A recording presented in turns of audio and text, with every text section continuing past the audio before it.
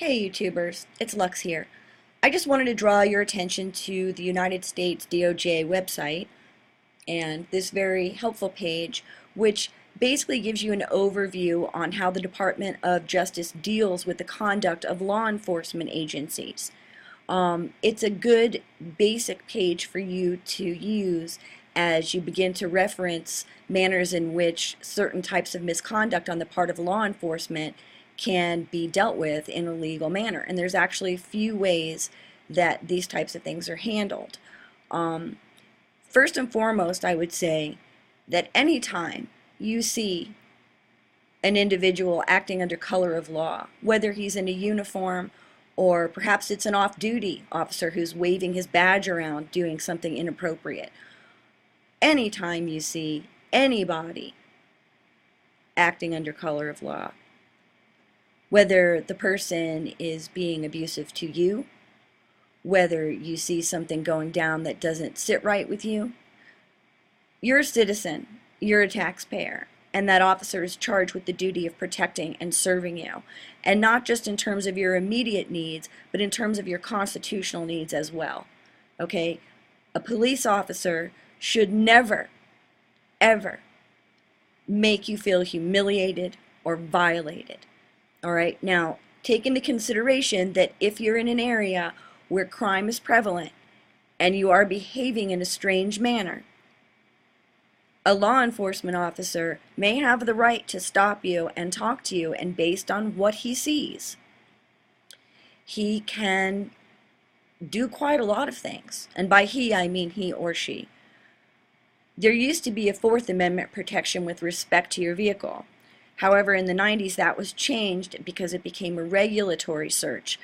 On the back of driver's licenses there began to appear this little legalese thing that basically says that in accepting your driver's license, you're also accepting the right that as you use the highways and byways, you agree that your vehicle is subject to search. It used to be that you had a Fourth Amendment protection with respect to your vehicle because it was one of your personal, effects, one of your personal spaces. And we still tend to think of it that way.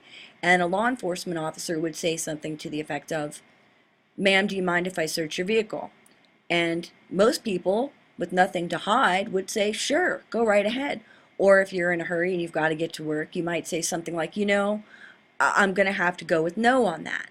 Well, if the police officer looks through your window and sees something suspicious, which that could be anything, it could be a Christmas present that you have sitting on the seat, it could be, an umbrella in a case that looks like a long gun. There's a lot of things. The aromas of drugs wafting, alcohol on your breath, which might not even be alcohol on your breath. Basically, that would be not necessarily probable cause, but that was known as reasonable suspicion. Reasonable suspicion to question, probable cause, and or reasonable suspicion to search your vehicle. Nowadays, that is gone. So if a police officer has a reason to suspect that you are up to no good, and that is very loosely construed, it could be something, again, as simple as being in the wrong place at the wrong time. All right? You could be lost on vacation and you get off the interstate at the incorrect exit and you end up in a neighborhood which, unbeknownst to you, is just a drug-infested gangland of horror. You have no idea. You stop to ask somebody for directions. Well, you might not realize that that is a drug dealer. Okay, along comes the police. Now the police officer may look at your driver's license and say, "Hey, yeah, this person is totally not from here, and I need to give this person directions to get back on the interstate or to their destination." That would be the correct way of handling it. However, the police officer doesn't know you. He sees some suspicious activity and he's going to stop you. He's going to ask. Now, if it goes beyond something that you feel comfortable with, you need to report it. Okay? There is no need to sit around feeling violated and sad and confused. That's one of the reasons we're losing our liberties in this country. We fail to use the tools that we have at our disposal to report police misconduct. And by police, I'm talking about state police, I'm talking about local police departments, city departments, and county sheriff's offices as well. These are all folks who act under color of law, and you have the right to report them. Now, here is the description of the laws. I always tend to talk about Section 1983, but that is, I'm old, and we're not talking about that as much anymore. So now instead of 42 U.S. Code, Section 1983, we've got 42 U.S. Code 14141, and that is an important one for your civil rights violations.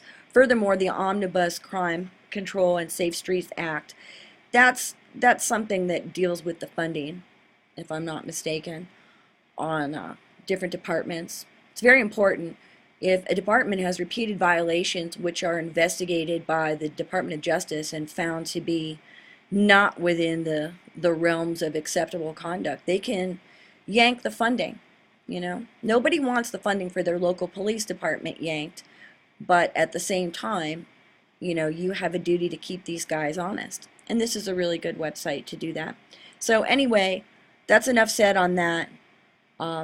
Again, if you see anything or you experience anything that does not seem to be normal police behavior, doesn't matter what it is, you have the right to report that and to get an answer about what happened with that report. So I will leave you with this, and everybody have a great day. Keep looking up.